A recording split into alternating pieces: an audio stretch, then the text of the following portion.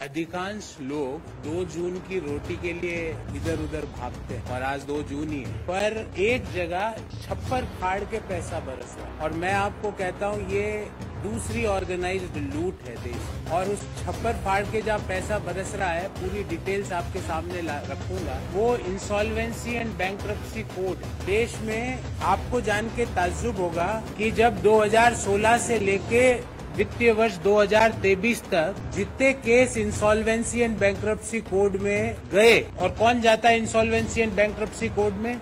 जो यूनिट बैंकों को पैसा वापस नहीं कर पाती है जेन्युइन या कोई अन्य कारणों से, उनमें से मात्र 17.6% की रिकवरी हुई है। अर्थात जितने आईबीसी में केसेस गए उसमें से लगभग 83% पैसा राइट ऑफ हो गया, हेयर कट हो गया। ये ऑर्गेनाइज लूट नहीं है तो क्या है?